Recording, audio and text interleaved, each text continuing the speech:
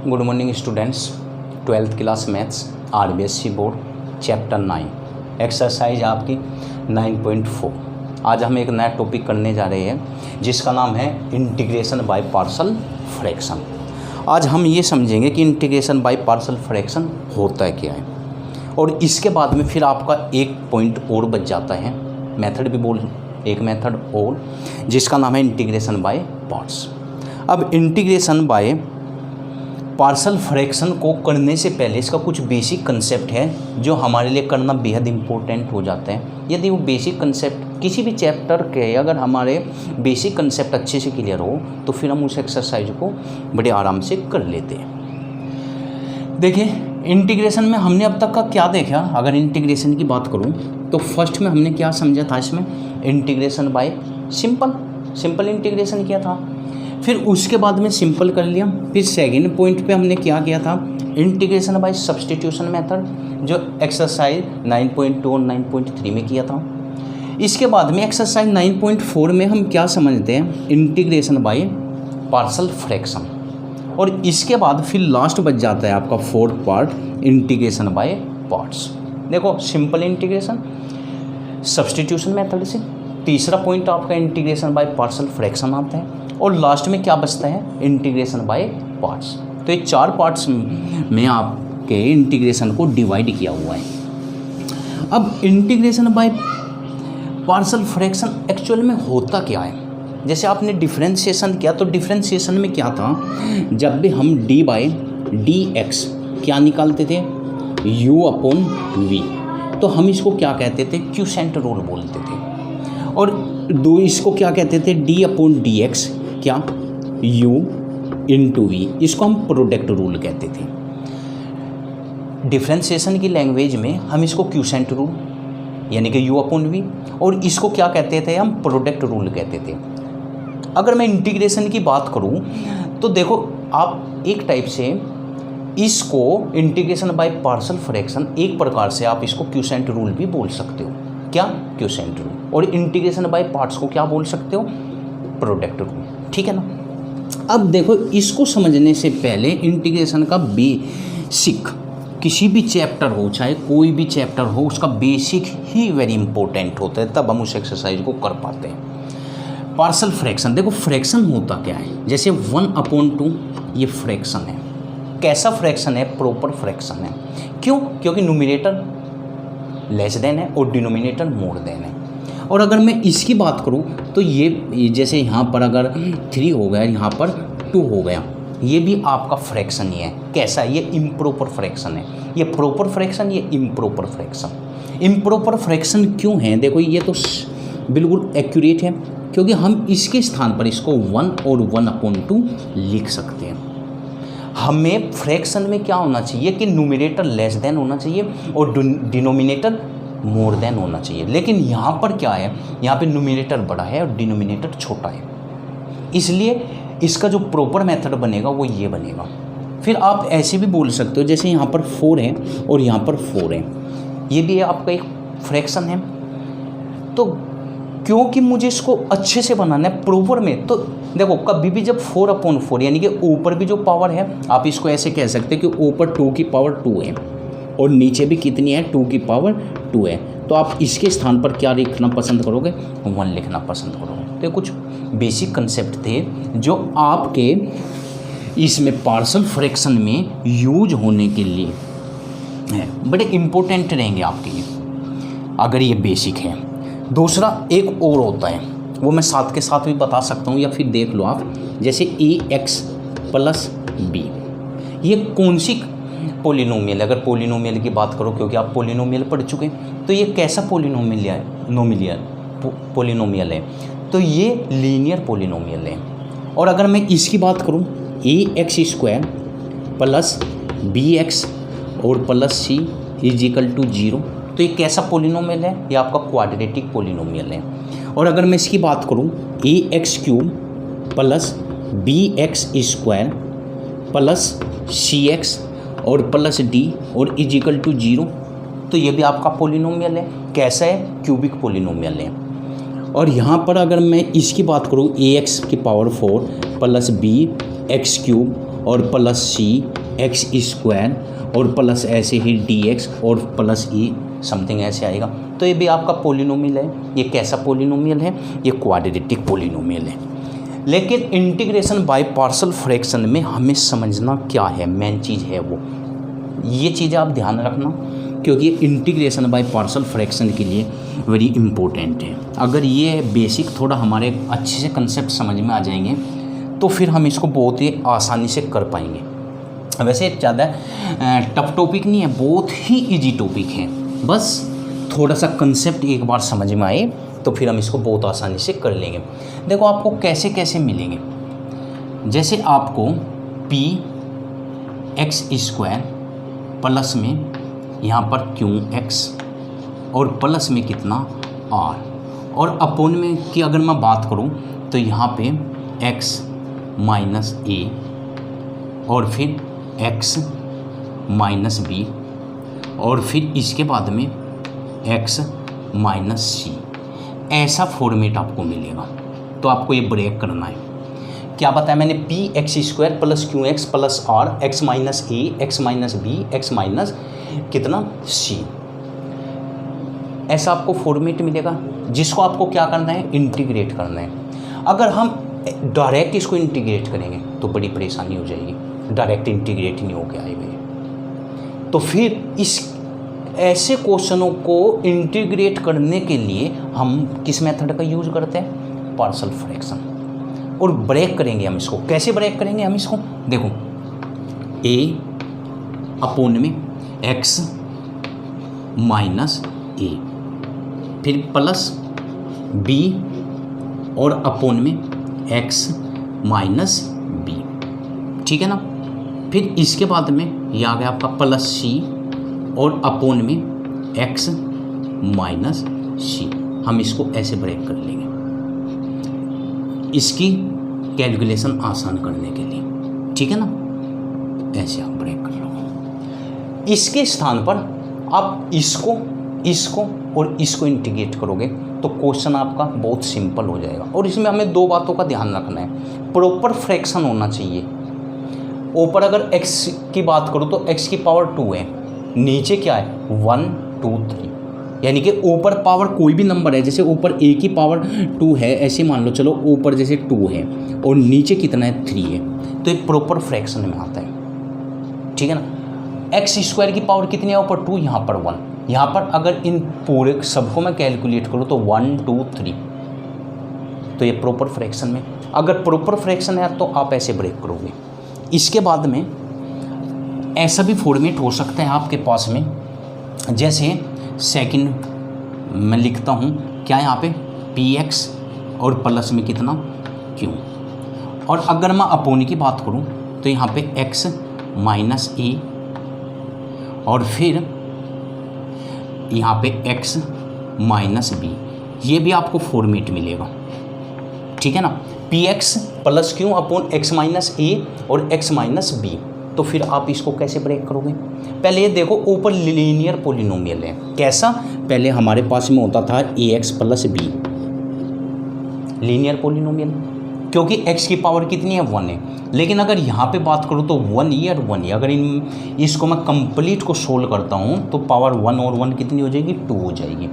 यानी कि ऊपर अगर पावर 1 है तो नीचे कितनी हो जाएगी? पावर x की 2 हो जाएगी। ऊपर 1 है, नीचे 2। इसका मतलब ये भी प्रॉपर फ्रैक्शन है। तो आप इसको कैसे ब्रेक करोगे? इसको इंटीग्रेट करने के स्थान पर आप किसको इंटीग्रेट करोगे? ऐसे पहले तो इसको आप ब्रेक कर लो।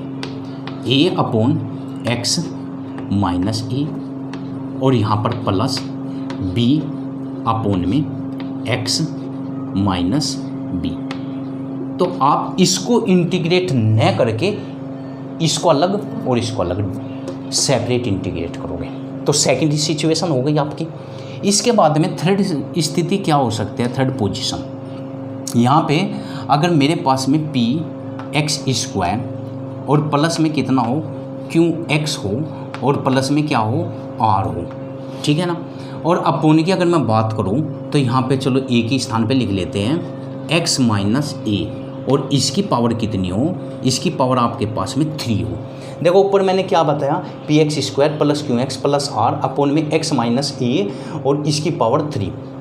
तो इसको इंटीग्रेट करना है आपको, इसको इंटीग्रेट करना है। तो इसके स्थान पर ये तो इंटीग्रेट करना बड़ा मुश्किल हो जाएगा, तो फिर हम किस मेथड का यूज करेंगे, इंटीग्रेशन बाय पार्शियल फ्रैक्शन का। तो इसको भी ब्रेक कर सकते हो आप। कैसे इसको ब्रेक करोगे, देखो इसको a अपोन में पहले इसकी एक पावर ले लो, कितनी, x माइनस ए, 1 पावर आ गई, प्लस फिर b अपोन में कितना, x माइनस ए और इसकी पावर 2 आ गई, प्लस में फिर c, और अगर मैं अपोन की बात करूं तो x माइनस ए और इसकी पावर कितनी आ गई, 3 आ गई। देखो 1 पावर 2 पावर 3 सेपरेट कर लो।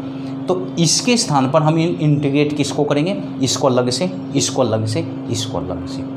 तो 1, देखो ऐसा भी फॉर्मेट आपके पास हो सकता है, ऐसा भी हो सकता है, ऐसा भी हो सकता है। डिफरेंट डिफरेंट फॉर्मेट आपके पास में आएंगे और डिफरेंट डिफरेंट वे से हमें उनको क्या करना पड़ेगा, इंटीग्रेट। फोर्थ की अगर मैं बात करूँ, ठीक है ना, तो फोर्थ में आपके पास में देखो कैसी सिचुएशन हो सकती है, पी एक्स स्क्वायर प्लस में क्यू एक्स और प्लस आर, ये सिचुएशन आपके पास में हो सकती है। अपोन में एक्स स्क्वायर प्लस में ए स्क्वायर, ये हो गया, और यहाँ पर इनटू में क्या, एक्स माइनस बी हो सकता है, एक्स माइनस बी।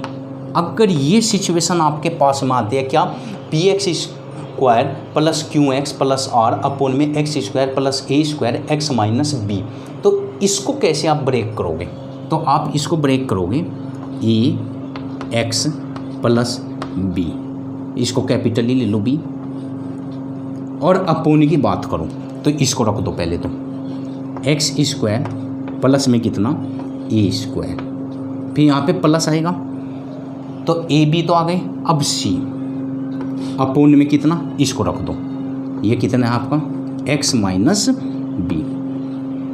तो आप इसके स्थान पर किसको इंटीग्रेट करोगे, इसको सेपरेट करोगे और इसको सेपरेट। इंटीग्रेट कैसे करते हैं मैं एक्सरसाइज में दिखाऊंगा, इंटीग्रेट हम कैसे करेंगे। तो फोर्थ कंडीशन आपके पास में हो गई। अब आप फिफ्थ कंडीशन ले लो, एक बार ये देख लेता हूँ मैं, नीचे दिखाई दे रहा है या नीचे दिखाई नहीं दे रहा, यहाँ तक को तो ये आपका आ जाएगा। इसके बाद में आपके पास में क्यूबिक भी आ सकती है, जैसे यहाँ पे पी एक्स क्यूब प्लस में क्यू एक्स स्क्वायर, ऐसी भी सिचुएशन आ सकती है, और प्लस में आर एक्स, और प्लस में कितना लिख दूँ मैं इसमें, एस लिख देता हूँ, चलो एस, और अपोन, ये क्यूबिक पोलिनोमियल है आपका, ये कैसा पोलिनोमियल है, ये आपका क्यूबिक पोलिनोमियल है। यहाँ पे एक्स माइनस ए, ठीक है ना, और इनटू में यहाँ पर x माइनस कितना b। ऐसी भी सिचुएशन आपके पास में आ सकती है, कैसी, P X cube plus Q X square plus R X और प्लस s अपोन में x माइनस ए और x माइनस बी। ये सिचुएशन अगर आपके पास में आती है तो फिर आप उसको कैसे इंटीग्रेट करो।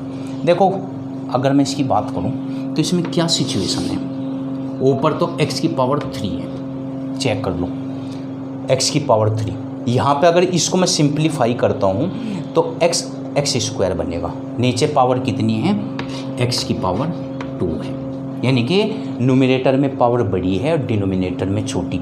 जैसे अगर ऊपर 5 हो और अपोन में कितना हो, 2 हो जाता है ना ऐसे, तो ये इम्प्रॉपर फ्रैक्शन में आता है। तो फिर हम इसको कैसे लिखते हैं, इसका जो फॉर्मेट होता है, हम इसको 1 प्लस कितना, 2 2 जा 4,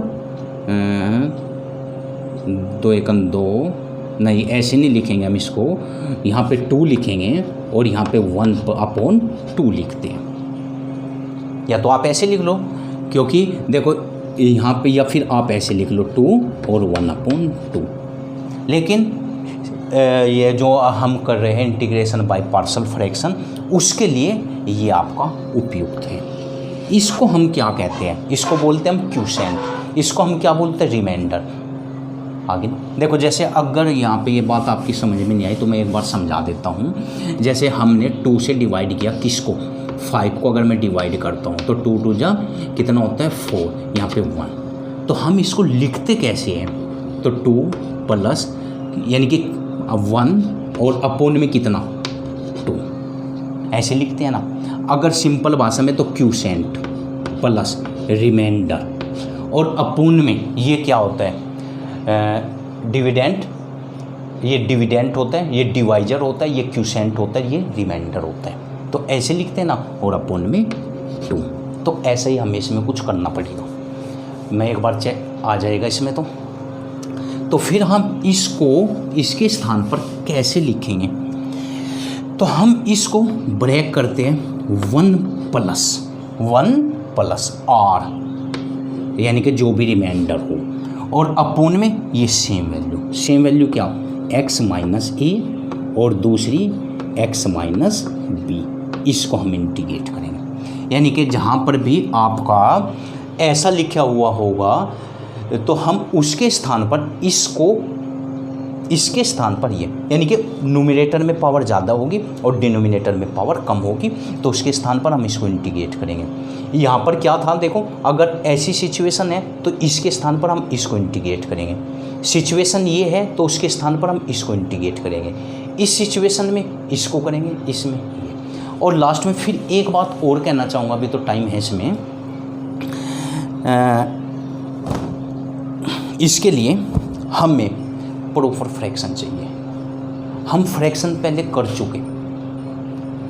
फ्रैक्शन में देखो ऊपर कम नीचे छोटा, न्यूमरेटर लेस देन होना चाहिए, डिनोमिनेटर मोर देन, इसको प्रॉपर फ्रैक्शन बोलते हैं। इसको तो डायरेक्ट हम इंटीग्रेशन, देखो ऊपर पावर 2 है, नीचे 1 2 3, तो सेपरेट मैंने कर लिया, बिल्कुल सिंपल हो गया। और अगर हमारे पास में ऊपर 3 हो और नीचे 2 हो तो हम इसको 1 अपॉन 2 या फिर 1 प्लस 1 अपॉन 2 ऐसे करके, जिसके लिए मैंने ये एग्जाम्पल बताया, ठीक है ना। डिफरेंट वे से आएंगे। आप एक बार इसको कॉपी करो, फिर उसके बाद में एक पार्ट और बच जाता है, मैं उसको भी एक बार करके दिखा देता हूँ।